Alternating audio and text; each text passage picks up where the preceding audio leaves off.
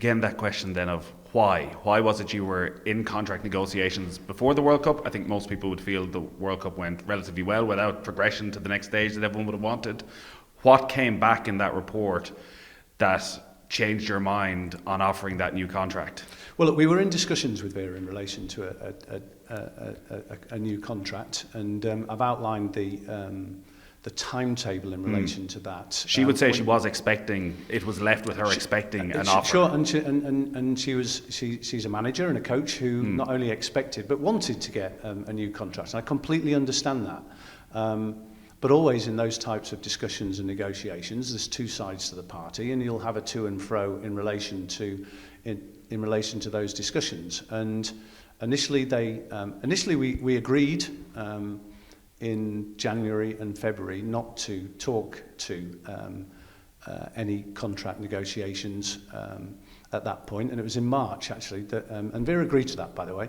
And in March, Vera came and said, right, now I'm now ready to start those conversations. And we had those conversations across that period. But number one, it's important to say that we didn't make a contract offer to Vera at any point. And did you indicate that an offer would be coming? I indicated to Vera that I would be talking to Kieran Medler about a potential contract offer. And that was actually it was the weekend when the Athletic story again broke and new allegations in relation to that came out.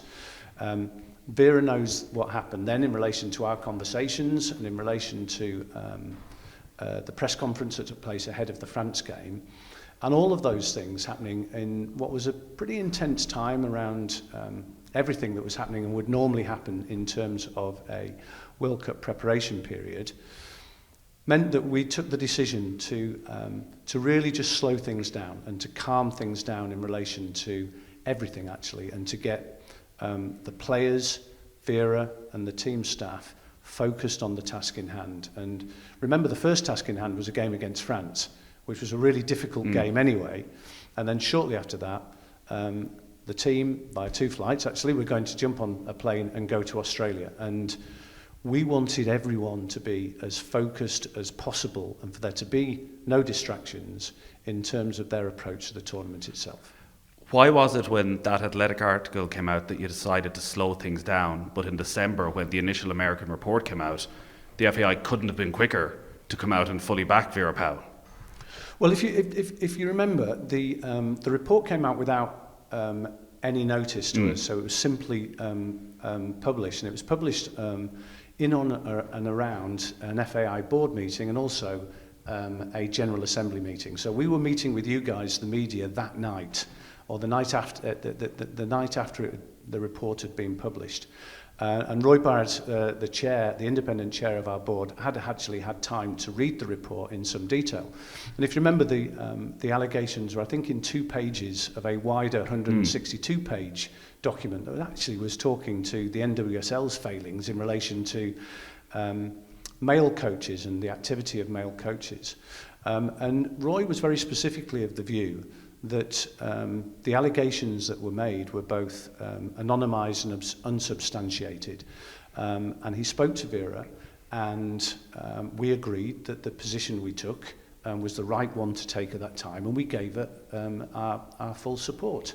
And in relation to those allegations that, remember, were made in a jurisdiction 6,000 miles away in a period 5 years previously, were not ones for us to then jump on a plane and go and investigate locally. I think you understand the rationale for that. Were they not, when there were accusations made against the senior team manager, to even have a thorough conversation with her? Because, as you say, if you look at that timeline, I spoke to Vera 24 hours later, and Vera hadn't even read the report at that stage, and that was 24 hours after you had pledged your full support for her. Yeah. Do you not actually, in hindsight, look back and say, we should have slowed things down, we should have spoken to Vera in more detail, we should have spoken to the players, and actually maybe that would have made you aware of some of the issues that have cropped up since? I just said it wasn't our obligation or duty to go and speak to the people who were part of that report and the review. That's different from us talking to Vera and to the players.